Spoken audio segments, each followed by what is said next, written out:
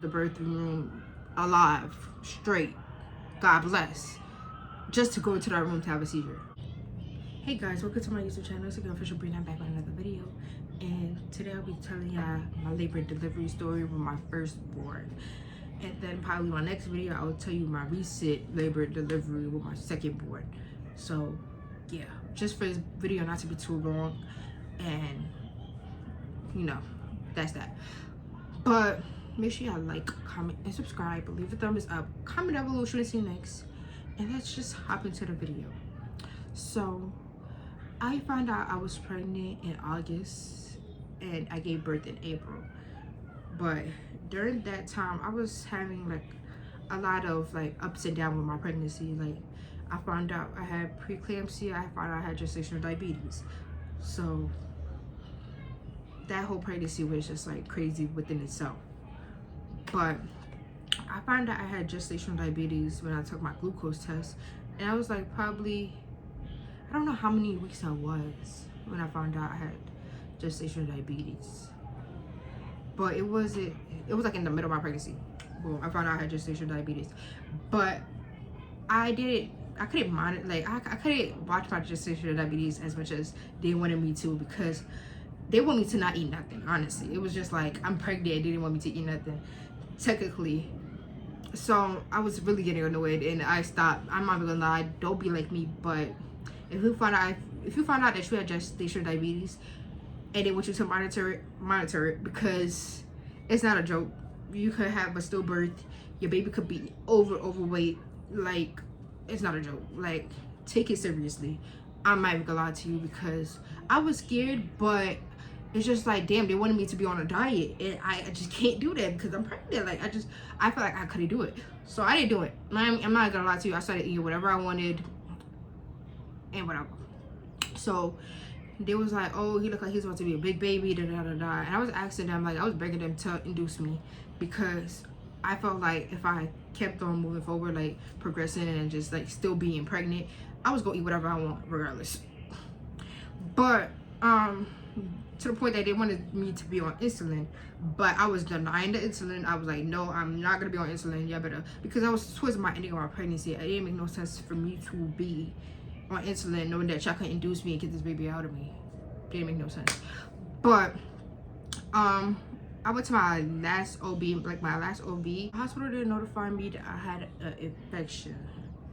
However, I did have an infection, and I found out literally like the next day, because I think my appointment was one of those, I don't know. Let's say if my appointment was on Wednesday, right?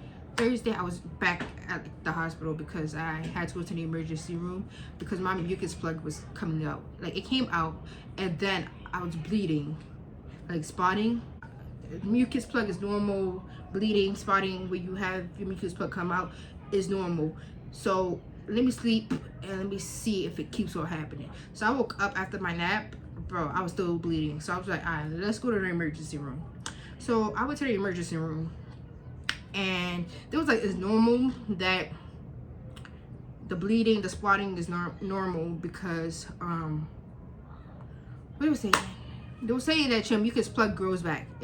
Your mucus plug grows back, and it can fall out, and then it grows back again, and it falls out. They were telling me that it's nothing to be scared about, because it just happens with your body. Like, your body just preparing for labor, but that doesn't mean that you're in labor. It doesn't mean that you're not in labor, but it just happens. So that's what they were telling me, and I was like, okay, so that means that I'm going home. Y'all sending me home technically, but keep that in mind that I was supposed to get induced the next day, right after me going to the emergency room. The next day, right after that, I'm supposed to be getting induced at 29 weeks, 6 p.m.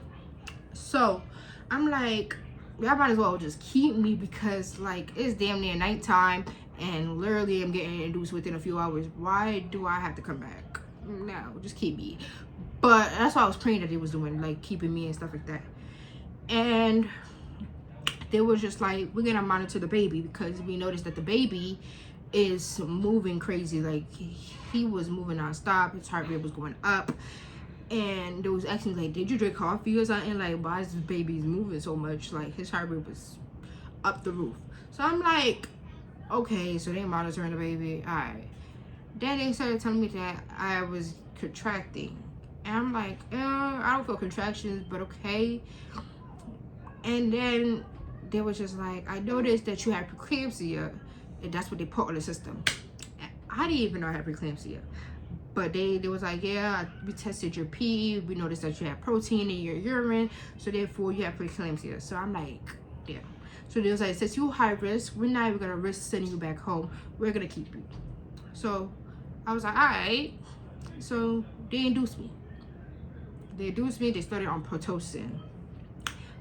But they also had this other fluid that was running through me. I think antibiotics or something, to remove this bacteria infection. I don't know what type of infection I had, but I had some type of infection, right? And they had a catheter inside of me. Keep that in mind. I didn't have no epidural or nothing. I just had a catheter inside of me because they didn't want me moving. They didn't want me doing nothing. Like, I had to be on bed rest technically while they started on Pitocin, and they had this antibiotics running in me. So I was like laying there, like time was going by. I was just so bored and stuff. And then I started feeling pain. And I'm like, oh gosh. So then I was like 5 centimeters dilated. Keep that in mind, when I first got to the hospital, I was like 1.5 centimeters dilated. So I went from 1.5 to 3 to 5. Then 5 centimeters dilated. I started feeling the urge to push. They were telling me, oh, you can't push, you cannot push, you're not, like, your cervix is not fully opened. Like, your cervix is soft, it's just not fully opened. And you're 5 centimeters dilated. I said, I feel that urge to push. So every time I felt contractions, I'm like, oh my gosh, don't push, don't push, don't push. Like, don't push, don't push, don't push. I was feeling that urge to push. So I don't know what was making me feel that urge to push. I think it's because they had that balloon, the little balloon that they put water inside, and then they try to open your cervix with that. That's what got me to 5 centimeters dilated. But that also, I think, is what got me to feeling the urge to push, because there was something there, and when it fell out, it still made me feel like the urge to push. So I was like semi-pushing to the point that I broke my water. Like, the catheter, I was pushing so much that the catheter, I feel like, broke my water, if that makes sense. Yeah. So I broke my own water. And then, since I broke my own water, I told them that I felt liquid coming out. They did not believe me, but then since I kept on repeating it, they was just like, all right, let me go check you. They was like, yes, you broke your water, but there's a little bit of sac, like a little bit of water around the baby's head. Like, and I'm like, okay. So then, since I still had the catheter inside of me, they noticed that the catheter has blood running to the little big piece, you know, the little big thing that they got under the bed to collect your pee, and that's what it sits in until the nurses come and they, you know, drop your pee out and stuff like that. They realized that whole thing is full with blood. So they was just like, oh no, like, you're now peeing blood. So I'm like, oh shit. So my child's father over there sleeping or whatever on that little bench thing that they got for, you know, fathers and stuff to sleep on. And they talking about, oh, we have to rush you to the C-section. You have to get a C-section because the baby heart rate is dropping, and on top of that, you're peeing blood. Yeah, let's go. So all the nurses came in, but I tell you, they was rushing. They mad at them came in. I was like, damn, like, is that serious? Like, are you in that position and you're like literally on the bed and you see all these nurses coming in for just you? It's like, all right, it's like crazy to me. Like, that's something that I would never wish upon nobody, because it's like, damn, is that serious? So my child's father's over there sleeping. I'm like, yo, I told the nurses, I was like, yo, can you wake him up? Because I was like calling his name and he was not waking up. Like, he was in a deep sleep. So I'm like, yo, can you wake him up? Can you wake him up? And they finally wake him up when they was about to roll me out. And I was like, oh, call whoever you gotta call, because they're about to rush me to the C-section. So boom, he started to get dressed. They gave him his old clothes and stuff like that. And I was like, can you not cut me open until he's in the room? Because yo, I needed somebody to advocate for me, and that's what I wanted. Because like, I would hate if I'm the only one there and nobody else know me and they just cutting me open. Like, no. Because imagine if I was something like in a process or whatever, and I needed somebody to say something in the process. I need somebody that I know there. So I was like, do not start until he's there. And then he was like, oh, I'm here. I'm like, I could cut me open now. But keep that in mind. They gave me the epidural and everything. Like, they gave me the epidural and stuff like that. But they did have me move side to side because I was only feeling the epidural on one side. But yeah, yeah, they cut me open and I was just laying there. They called out the time.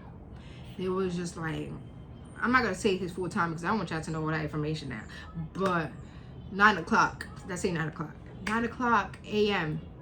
It was definitely a.m. It was morning at that time. And they was just like, boy, you know, things that they needed to call out. 10 fingers, 10 toes, you know. And then he's alive. I heard him. He wasn't crying at first. That was the scariest thing ever because y'all showed me him. He was not crying. So I'm like, is he okay? Like, is he okay? I'm looking over. I'm like, he's good. Is he okay? They was like, he's okay. He's okay. They were trying to make him cry because he was not a crybaby. They were trying to make him cry, and he finally cried. And I was like, okay, he's good. You know, that's the biggest fear. You're not even scared about yourself. You're scared about the baby. You want to make sure that baby is alive while you're cut open. Like, yeah, that's how you know you're a mother. Let me stop. So yeah, so I'm like, is he okay? Is he okay? It was like, he's okay. I'm like, okay. So boom. Then after that, I got switched over to the 24-hour, no, what is it called? The 24-hour watch, where they have to watch you for 24 hours. Is that what it's called? I don't know, but I know that it's like a room that they have to watch you. They have to monitor you for a day or two, and then that's when you're able to switch over to the postpartum unit. So before they was able to switch me to the postpartum unit, they put me in the 24-hour room, and that's when everything went down. Like, literally, okay, I gave birth, boom, boom, boom, everything happened. Now I'm in the like room where they're supposed to be watching me at, and knowing that I had preeclampsia, they had to still have me on the IV because they had to make sure that I didn't have a seizure or anything after birth. And they didn't have me in the correct dosage that it like where the medicine was, how much they supposed to be giving me, they didn't give me the amount that they were supposed to be giving me, if that makes sense. So I ended up having a seizure with the baby in my hands. Yes. So I had my son in my hands while my child's father and my child's father's mother was in the room with me, and we're having a conversation. I don't even know what the conversation was about. Do I tell you? Can I tell you I remember? Nope, I'll be lying my ass off. So I ain't gonna tell you I remember, but we was having a conversation. And in the middle of my conversation, I started having a seizure with the baby in my hand. And then they noticed it because I was in mid-sentence. And everybody was just like, they were scared. So they started calling the nurses. Nurses came in. And they was like, do you remember anything? I started crying because I didn't even know I had the baby in my hand. They had to tell me that. Like, yo, I started crying because it's like the worst. Like, I don't know how to explain it, bro. I can't explain this yet, but I had a seizure with my son in my hand. And when they realized that I did, they were supposed to higher up my dosage when it came to the medicine that they was giving me. Now they started doing it. Like, they started making sure that I had the correct medicine in place and all that. So that was traumatizing to me. It was traumatizing to my child's father and my child's father's mother because they didn't know what to do. There was so much shock because I was good. I was just giving birth to my baby, got out of the birthing room alive, straight, God bless, just to go into that room to have a seizure. So it was just like, whoa, what's going on? Like, hell nah. But in the process of me having the seizure, the nurse tried to snatch the baby from my child's father's hands. When he grabbed the baby from me while I was having the seizure, the nurse tried to grab the baby from my child's father's hand. So my child's father flipped, like he was flipping, like he was like, "What the fuck you mean you try? Listen, what the fuck you trying to grab my baby for? You see the baby in my motherfucking hands for you to be grabbing my baby, and you see my yeah." He was going off because you see me having a seizure, and the first thing that you thought about was grab the baby from the child's father's hand. Like, what? Bro. And after the seizure, they had to tell me what was going on, like what happened. And they told me what happened. I was like, with my child in my hand? Nah, that ain't happening. They were like, yeah, it happened. I was like, oh. I was like so in shock, and I didn't even want to hold the baby no more. Like, I didn't want to hold him because I feel like if I end up having a seizure again, I don't want to drop him. I want to make sure he's good. So eventually we did put him in the nursery because they wanted me to focus on myself and not focus, like not stress out my brain so much because I just had a seizure. They didn't want me to like stress out my brain. But I had like, you know, what's it called? Yeah, I had a mini seizure. So it didn't last that long, but I had a mini seizure. But that was the scariest thing ever. I was just like, ever since that, I was like, I pray to God I will have a C-section again. And I did end up having another C-section. But we're going to tell you that story in the next video. But that's that. I got to the recovery room. The recovery room. Damn, I can't even talk, bro. And I was just like healing, like, but I was not walking after the C-section, so that created a lot of gas bubbles because, you know, once they cut you open and, you know, to see your stomach is open, all the air comes in and it gets trapped in your stomach, so you have to walk to let out the gas. Nobody notified me about that. Nobody told me about it. The nurses didn't tell me about it. The nurses just literally allowed me to be on bed rest, and I was in so much pain because of that. Like, I was cursing the nurses out. I was asking them for more medication. They had me on the highest medication ever. I think it was like oxytocin. I think they got me on oxytocin. Yeah, it was oxytocin, I think. Deadass. But they had me on that, and every time I was able to get it, I was asking for them. Like, I was clocking in time, like clocking the time. When I tell you clocking the time, every time I felt the pain, can I get it? Oh, you could get it in the next 2 hours or whatever. I would clock that 2 hours on the dot. When it's 2 hours, I would notify them. Like, I was not playing because that gas bubble was hurting me so bad. And then, like, every time, like, when it came to walking, I felt like my gut was coming out. Like, walking was painful as hell. And now breastfeeding, I feel like my boobs was like falling on my stomach. I don't even know, bro. Like, I was feeling everything. I feel like my boobs was falling on my stomach and my stomach was falling down. Like, I don't know. And then, like, I had to thank God my child's father was there to help me through the process. Like, he was wiping me. There was times I didn't even make it to the bathroom, and I was like, F it, I'm gonna pee on the bed.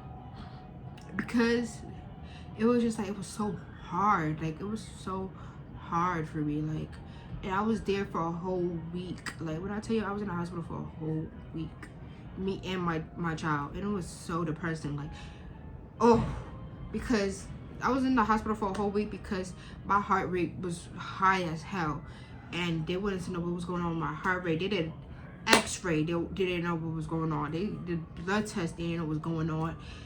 They was doing everything that they could to find out what the hell was going on with my heart rate. So poor that they still didn't know, and I still left with that not knowing what the hell was going on with my heart rate. So my heart rate was up. We was there for a whole week and a day. Yeah, I was so bad. Like, I was so bad. But yeah, like, I was barely walking, and then when I did walk, it was painful. I was over it. Like, I was so over it. But thank God that I went through this experience and still came out with my baby still alive, and that was like a blessing. That was the main part of the story that I wanted to put out there. Like, I went through all that, and we still came out to be healthy. My child came out to be healthy. He was able to hear, see, walk, talk, eventually, you know. And that was just the biggest part. Even though I went through all that, having a seizure, listen, blood coming out, KMCR, diabetes, what I was going through it. But my baby still came out healthy, and I loved him. I love him. But my child's father he was right next to my side. Like, when I tell you, I was not even able to get my son for like a good 5 days. Like, I promise you, it was like a long time. Like, I was not able to grab him out of the little bassinet that they had in the hospital for him. Like, my child's father had to do all that, put him to sleep, do that, because I was on high dosage of medication, and I would be knocking out of nowhere. Like, even if he's crying, my child's father would be like on the clock. And even if I had to use the bathroom, wake him up, he will help me go use the bathroom and all that.